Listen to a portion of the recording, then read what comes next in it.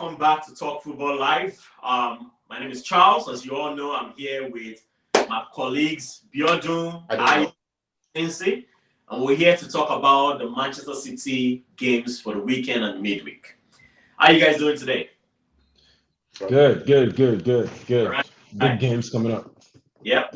And as we always say, subscribe, like our videos, share with your friends and loved ones, and keep following. We got video content every week, and hopefully we get some new things coming for our viewers soon. All right, so we're talking about Manchester City games coming up this weekend and in the midweek. In the weekend, Manchester City is facing Spurs. Spurs struggling in form right now since they lost to Chelsea. They've been, going down the drain. And Manchester City, they've been Manchester City, playing what they play, but had a draw against Liverpool, had a draw against Chelsea. So these two power horses are looking to get 3 points. I'm going to start with you, Biodun. Man City, I know you're an Arsenal fan, so you probably want Man City to lose. But don't be a fan of this game and tell me how you think this game is going to go. Man City Oh my God. So Man City, I'm happy for what's happening to them right now. That's fine. They should just keep producing such results. In my head and in my heart. What did you say, Charles? I said after I told you to speak as a fan, you're starting off with you like what's happening with Man City. You're speaking as an Arsenal fan. No. I'm not going against what you said. Right? I'm just saying I like what's happening to them. I'm just expressing my honest.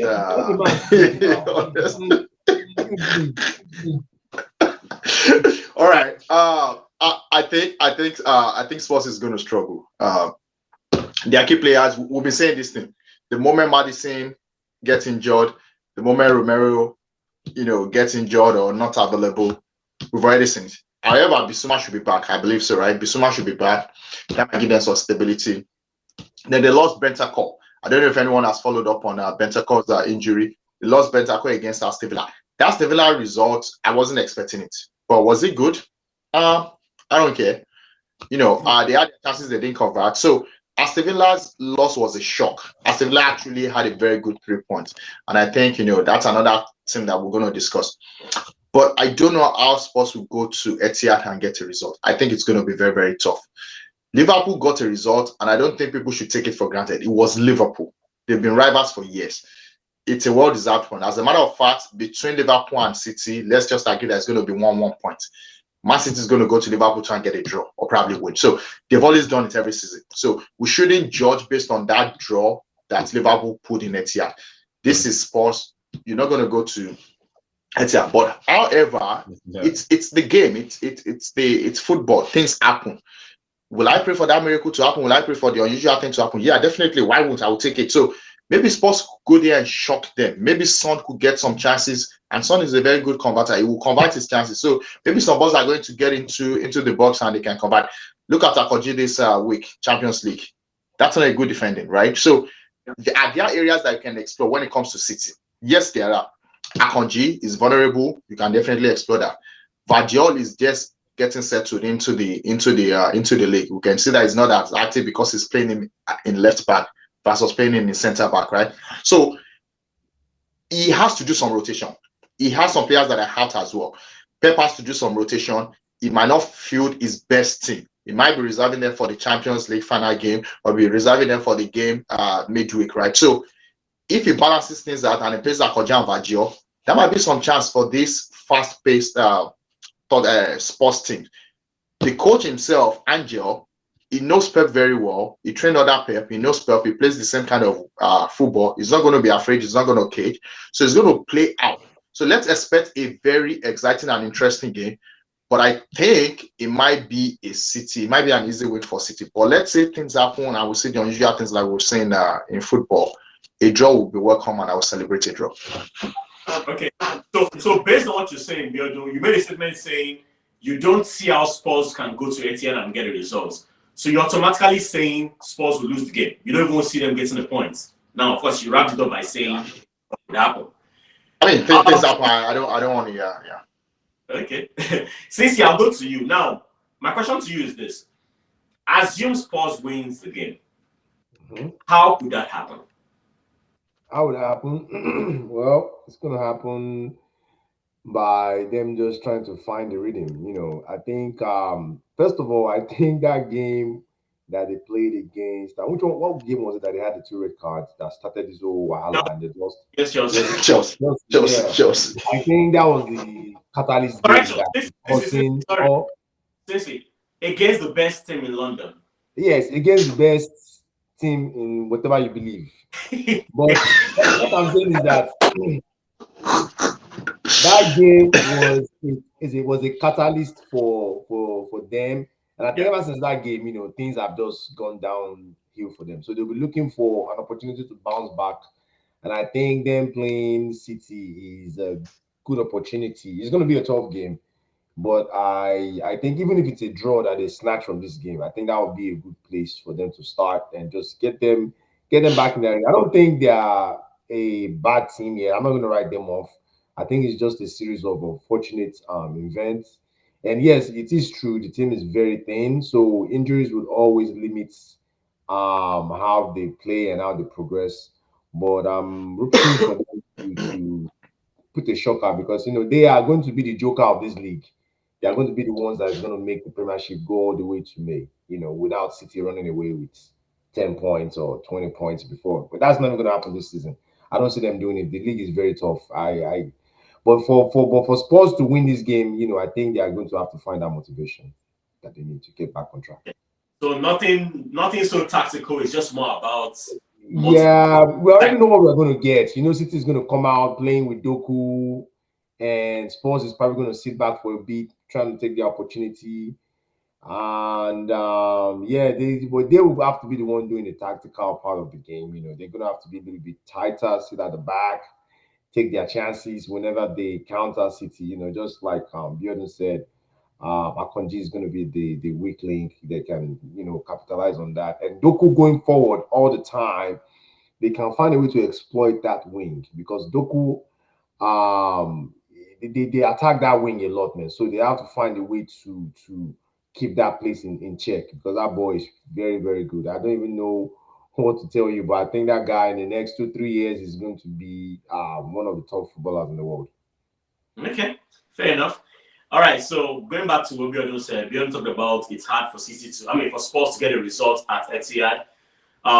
Since you believe it's a psychological game, Yeah. every time going to Spurs is psychological. After getting two red cards against Chelsea and losing, they've been going downhill. You think if they can be motivated enough and play together as a team, they can get a result at Etihad. Yeah. They don't I even have to win. They just have to have a good performance and snatch a draw. where do you fall between these old versus Spurs? Are Yeah, you on mute? We can't hear you. So I think unfortunately for Spurs, right, they are going to their Etihad against City is part of another problem that they have. So we've seen them lose 3 games in a row, and I think we said that at the beginning or earlier in the season that they were relying a lot on Madison, but not just that. In as much as everyone was shocked and impressed with Ange's style, what we didn't realize or what we haven't maybe talked about enough is that Romero and Van der Ven and Vicario were actually really good for them at the start of the season. And I think what has really affected them in these few games that they've lost and struggled is that they lost Van der Ven to injury. At the same time, Madison got injured. And then we had the Romero red card. So they've lost three. And Udogi as well. Yeah, Udogi. I mean, he's back now, but I see Udogi more as a component of the attack, right? I don't see him as a really key player. I think they could maybe survive if Udogi was out injured, but losing Van der Ven and losing him at the same time with Madison, because I think it shocked everyone how good Van der Ven was in terms of recovery for pace and his positioning and his comfort on the ball. I mean, this is not a defender, that I think a lot of people knew on world football. And to see him come to the Premier League and adapt the way he did, I think it was a big miss for them, for him to slot in that way and then take him out at the same time that they took out Madison, who was, at the time, I think he still has the most assists in the league, even though he's been injured for about 2 or 3 weeks. Yeah. And he has the most chances created in the league, even though he's been out for 2 or 3 weeks. So to lose that component, and then you're coming up against Haaland, who is the best finisher in the league, and you're having to defend against with Royal and Ben Davies, who are traditionally fullbacks. I don't see a way for Tottenham out of this game. Now, they are going to score. We will see them play. I think something that, they are going to snatch goals, because what is interesting about Angie football is the way they attack. They are very good at, staying composed, but when they attack, they overload you. They overload with 9. They attack with 9. That's how Angie plays. They keep just the center backs behind, and everybody else is up front. The central midfielder, who is going to be Bissouma, will sit in the middle. You're going to have the 2 center backs, but when they have possession, they attack with 9. And so that's what's going to be interesting and maybe a bit frustrating for City, because we've seen that City this season, at least especially, have struggled when teams come at them. Yeah. We saw that in the Chelsea game. We saw that, when they played Arsenal too.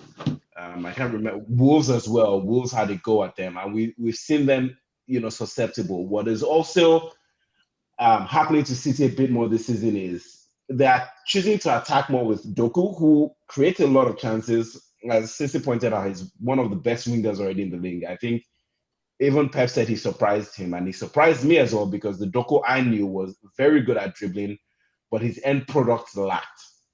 And he seems to have done, really good. Where he's struggling, though, is in covering defensively, which is something Grealish was really good at. And so, because they also don't have a traditional left back, they've been susceptible to attacks from that left side. Yep. So that's the danger for City coming into this game. But I think on the balance of it, City are going to have too much for them, especially because City don't have their full squad available.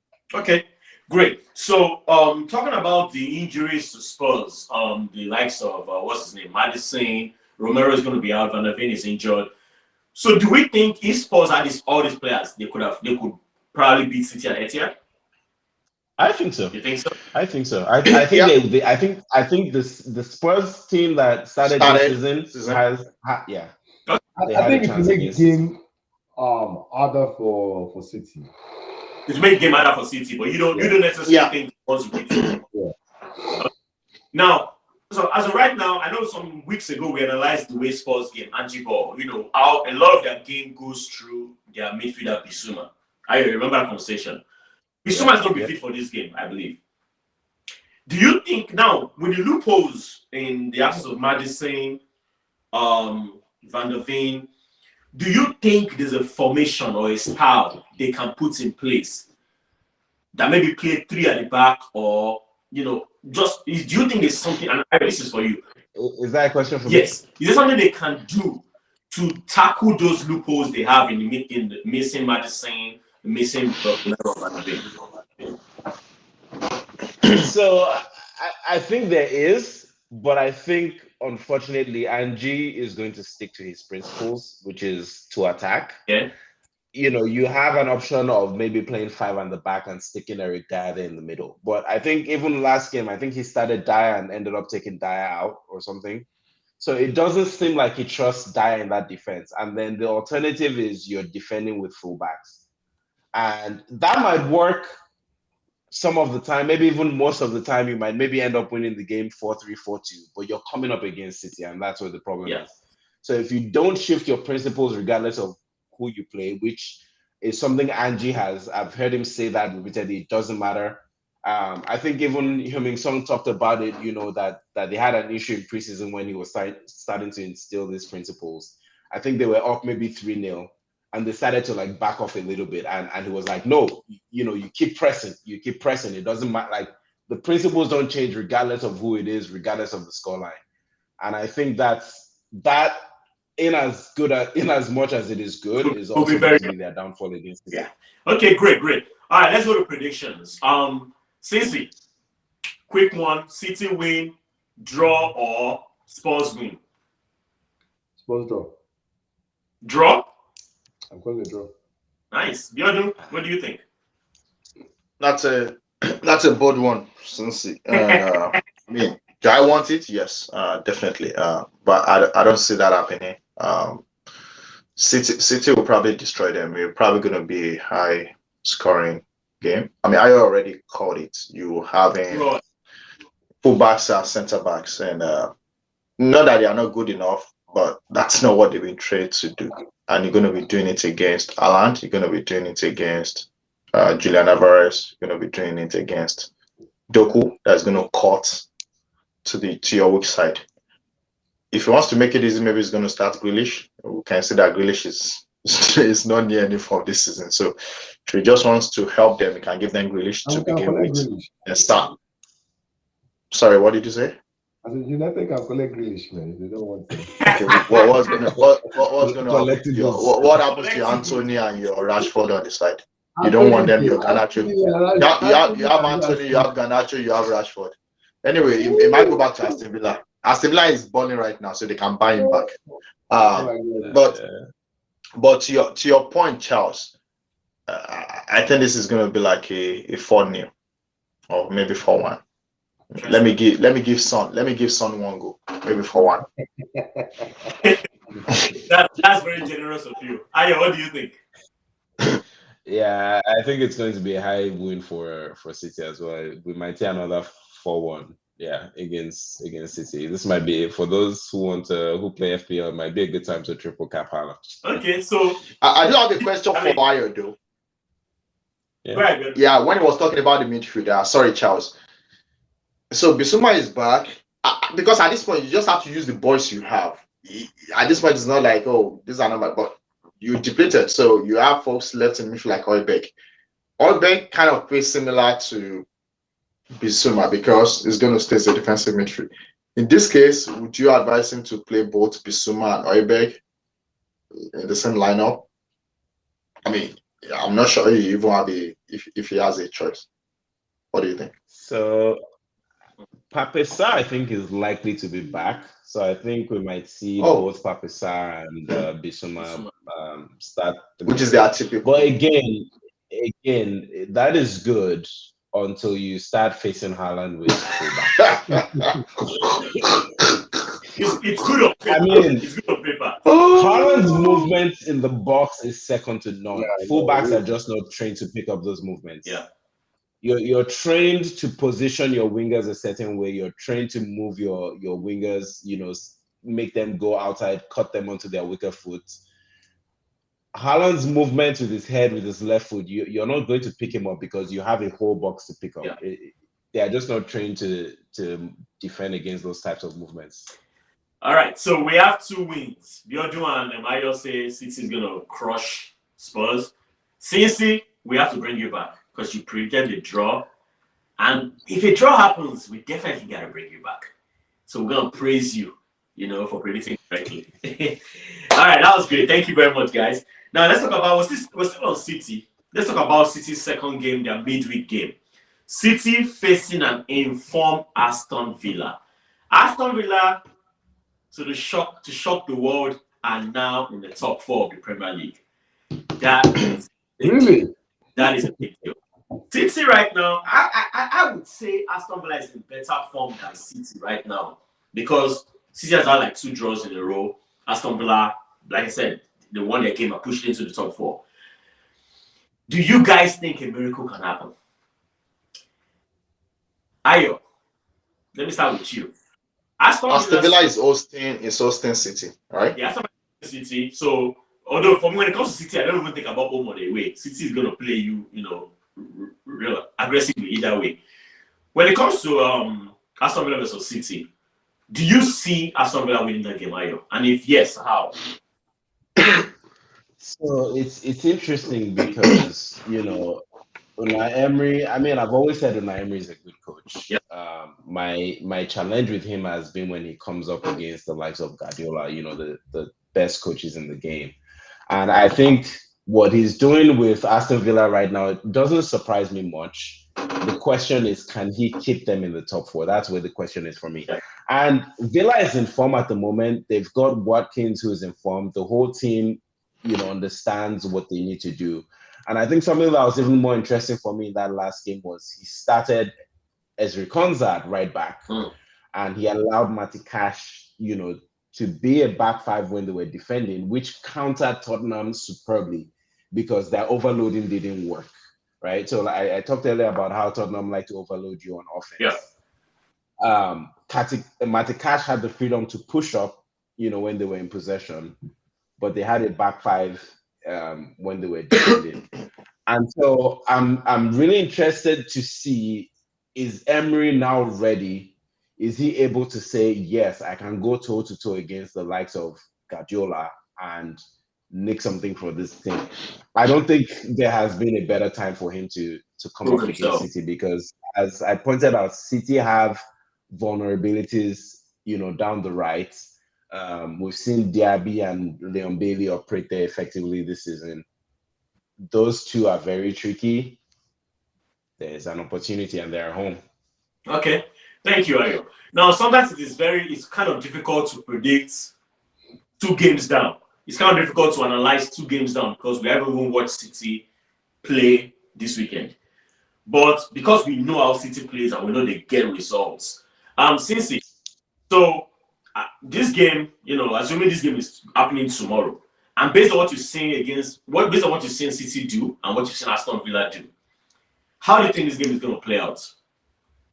I think the game is going to be pretty open. I think Aston Villa will have their chances, but I still think City is going to win this game. I think the attack of City is probably going to be too much for Aston Villa to handle at some point in time. And yeah, because the way I see it is, even if Aston Villa decides to sit back, they're going to get pounded. And if they decide to attack, then it's just going to be an open game, which means that whenever they attack, they have to take their chances because you already know what's going to happen when City does, take their own. So I'm still tipping my hand for City for this game. I think it's probably going to end up a 2-1 for City, something like that. Okay, so you think?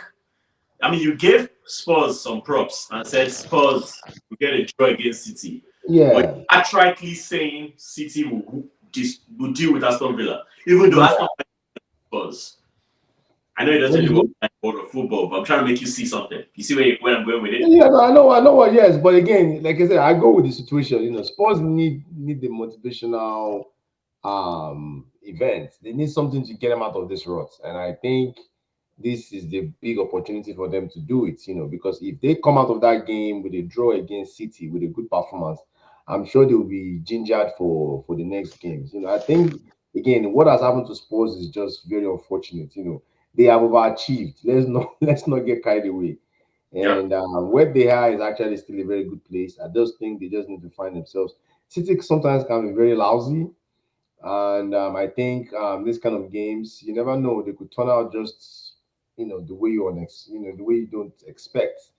I'm not saying this is going to be the game that takes Spurs out of the situation, but I'm saying this is a good opportunity for them, which is why I give them that game to make the draw. But I think City against Aston Villa is a different story because I understand that Aston Villa is probably going to want to go there and prove a point, and I think that is where they would probably get their asses get dealt back to them because I don't know if they're going to be able to handle the City attack. But don't get me wrong, they are definitely doing the right thing this season.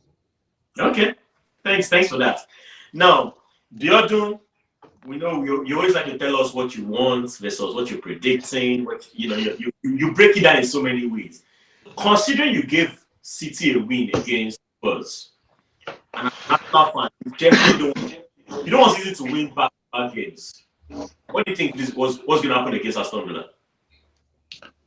I just refreshed my records just to make sure that I'm saying what's accurate. So Emery has never beaten Pep Guardiola. He has never, exactly. Right? And they've met 13 times. He's never beaten him. They've met 13 times. They are both Spaniard, even though they come from different places. Emery and Arteta and what's his name? The Bournemouth coach, Raola. They come from the same area. Pep comes from a separate area, right? But he has never beaten Pep. So 13 times. He has had 4 draws and he has lost 9 times. I don't see that changing. I'm happy for him. He's having a good run at Villa, but that's Villa, right? And that's good. But I think the best result we'll get out of that game is a draw. City going to, because we're getting towards the half of the season, and if City wants to win something and want to show that they are champions, that's when they need to start getting their hearts together. I don't see City going to Aston Villa and losing in Aston Villa. Number one, he doesn't have injury problems, even though he has some key players that are out, like John Stones, right? That should come in and make a difference, right? He has De Bruyne that is out, but I think he has enough players to face Aston Villa. On the other side, Aston Villa has good players to push back and do better than what Emery has recorded against Pep, but I still don't see that happening. We need to understand certain things. This game, it comes down to when you see certain players, you have a plan and your plan just go out of the window, right? As I always explain when you play against talent, right? So for you to win those games, you have to be bold, you have to be confident, you have to not focus on those intimidations, right? Yeah. Right now, I don't know if Aston Villa has really been tested. It was the same thing Arsenal was in last season when we were flying high. But it gets to the point whereby your confidence, things outside of playing the game get tested. And that is your strength, your mental strength, your mentality, and how you see yourself, whether as a champion or somebody that is contending. So it's going to be a tough game. And I'm glad that game is happening because it's happening before Arsenal plays Aston Villa. So for me, to your point, the way I always analyze, what I really want is an Aston Villa loss, because I don't want them to be on the high coming out of that game they're facing Arsenal, because I am actually worried about the way Aston Villa is playing right now, and it gives me concern, especially when they went to Spurs and they beat Spurs. So yes, I need their confidence to calm down. I need them to know that they're doing okay, but that's their level, and they should try to understand that when they do all that they are doing, they should just keep it at that level and not bring that stuff to people like City and Arsenal. So City win. It's not going at the top. You can also go this way. Aston Villa wins City, then underestimates Arsenal and comes and Arsenal deals with them. But you just said what is not possible. Why would Aston Villa underestimate? It's the other way around. Why would Aston Villa underestimate us? Yeah, we go. You saying impossible. It's the other way around. We always disagree when you use impossible. Yeah. There's a score. There's a score to settle between Aston Villa and between Unai Emery and Arsenal. You know that. Yeah. Oh, he tried it last season. He tried it last season. He failed. Okay. Well, I'm not even going to predict anything. I just know this is the first time for everything. But let's go to predictions real quick. Unai Emery should try and improve his own record. I don't see that happening this season. Okay. Cincy, what do you think? You gave Spurs City a draw. Would you do the same thing for Aston Villa? No, I already told you my predictions. This is winning that game. I think it's not going to be. Testing. It's going to be like a 2-1 or 3-1. Okay, that's not too bad. 2-1, 3-1 in favor of City. Yeah. What do you think? I'm tempted to go City, but I think Unai Emery might snatch a draw. I think we might see a 1-1 or a 2-2 draw in this game. That really is the best Emery can hope for, because, like I've said, Emery struggles when he comes up against the best tacticians in the game. I don't see him beating a Zidane, an Ancelotti, a Pep Guardiola. Even against Arteta, tactically, he's struggled. He tries to come up with things, but then they fall flat. Okay. So you're definitely sticking with a draw. You said 1-1 or 2-2, right? Yeah. Biodun, you predicted a bloodbath. City against Spurs. What are you predicting this time? I think it's gonna be a 2-0. 2-0 for City. Yeah. Biodun, let me ask you something. The kind of question I asked Cincy earlier. In an alternate universe, where Emery gets his first victory against Pep, how would Emery set up to achieve that? That's a great question. You need to have the likes of McGinn. So, number one, you need to have your team on the high. Like, everybody needs to be on a 8/10 or 9/10 game. So we're talking about McGinn and Luis Douglas shutting down that midfield. Now, they're not going to dominate the midfield. They're just going to push back and, fight back. They're not going to have possession. So let's just agree on that. That's number one. But are they going to be able to fight back? Yes. You're going to have Martin Cash on his best game, right? Doing some counter and creating some opportunities. But it really comes down to the attack. What can people like Musa Diaby and Oli Watkins do to get goals? And I think that is the way that I don't know. Emery doesn't allow people. I mean, it's changing right now. When he plays against top team, he tries to play differently, tactically to say, oh, let's contain, don't go out. It's not like hand gel. It's not like Arteta that would say, I don't care whether I get beaten, I'm just going to attack. Or people like Klopp to say, no, it's City. You never don't stay back with City. Emery is going to be like, they're better than me. First half, that's what he did against Tottenham. Yeah. He knew what Tottenham was going to do. He allowed them to play. He was even playing a high line against Tottenham. I think he was very lucky because that first half should have ended up with a deficit of 4-5 goals. So he played that high line against Tottenham to push them back. Then second half, when he already soaked their energy, then he started playing through the middle, and he got his way through that middle, playing passes all the way to Oli Watkins. So it's going to have, like I always say, it's going to have a plan for first half. It's going to have another plan for second half. Against City, either you have a plan for first half or you have a plan for second half. City is going to play the same way. So, Exactly. that's the point, right? City will play the same way. So whether you have a plan A for first half or you have a plan B, it's not going to tire City because City will press from A to the end. So how he does that is his player just being lucky to not concede as many goals, then score their own chances. Those chances will come through, like I always tell you, Akanji is the man to target, and Vardy is the one to target if they are playing. But if Netanyahu is playing and you have Diaz playing in that center back, it's going to be more challenging for Oli Watkins to even show that he's a good striker, which I respect, which has a very good run so far this season. But the ball getting to Oli Watkins, that's going to be challenging. The defense, what's his name? Tyrone Mings is out for the season. You have Konsa, is great, but it's not someone that is going to defend against Haaland. You understand what I mean? So, just think about the back line. They are good for the games they've played so far. Even the Spurs game, look at it very well. Spurs had almost 15, close to 20 chances hitting the bar offside. They were 3-4 offside. So did Spurs have enough chances to win the game? Yes, they did. They were just unlucky, and Aston Villa converted their game. So you're going to be playing that game against City. Come on, man. They're going to convert. All right. Thank you, Biodun.